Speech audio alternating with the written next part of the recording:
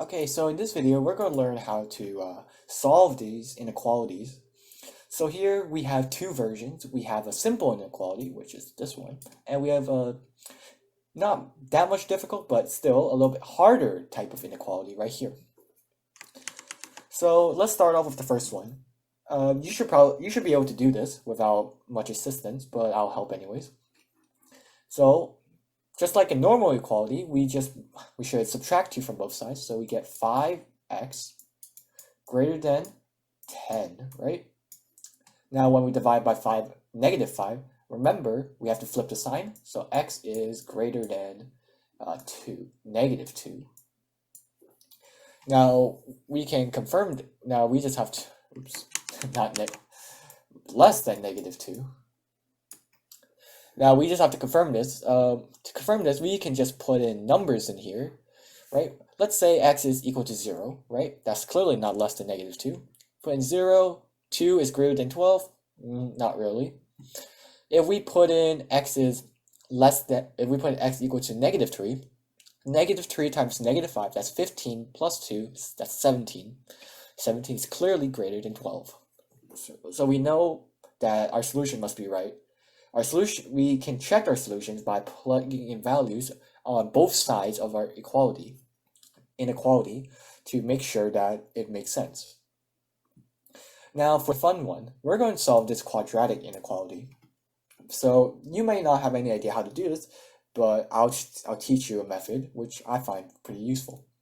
So the first step is we always want to factor this into the smallest form because there's an easy way of doing this.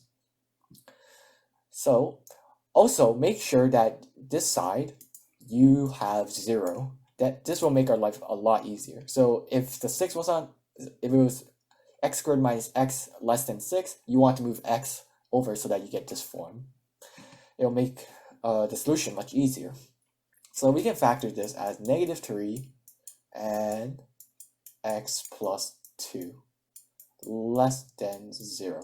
All right. So when is this less than 0? Well, there's a way of determining it. We know that 0 is technically neither positive or negative. We can use this to our advantage by checking if the product of these two, if it's positive or negative. Since we want to be less than 0, we want to make sure this side is negative,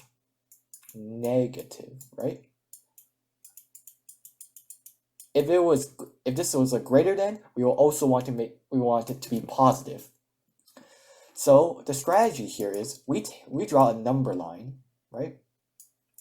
We draw a number line and then we draw where the zeros are, because this is very similar to solving x minus 3 times x plus 2 is equal to 0, except we change the equality. So first one we have x minus 3.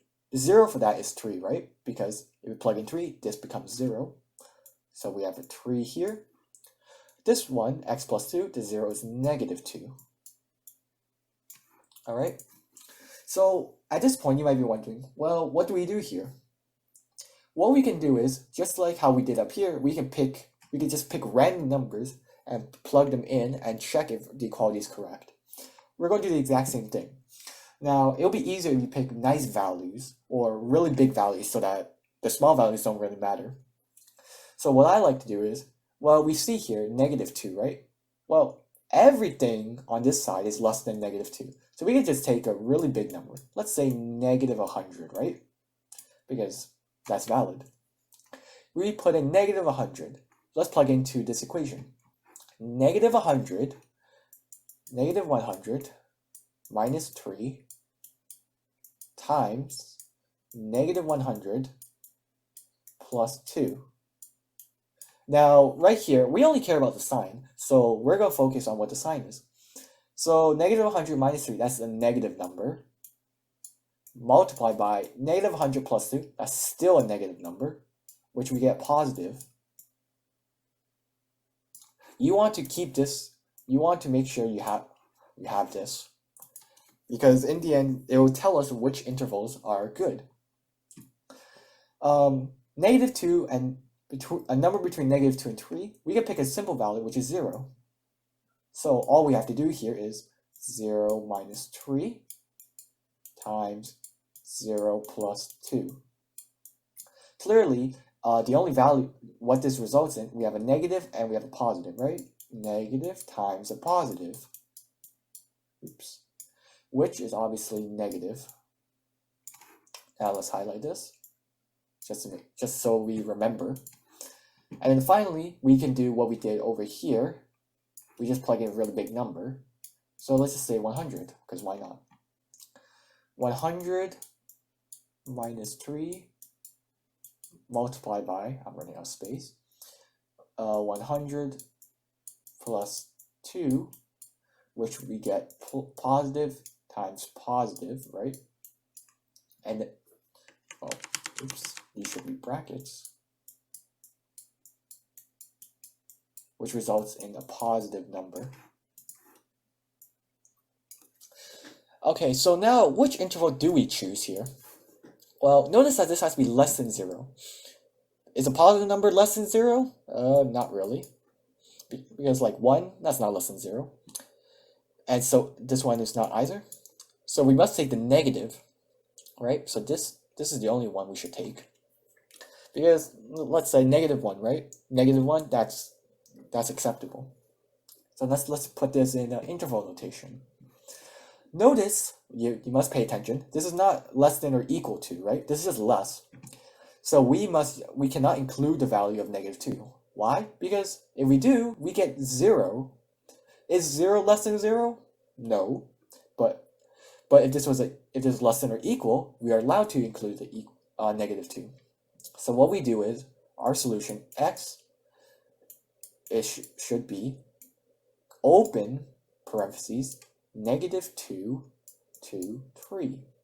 Close it with an open parentheses. This is our solution to this inequality.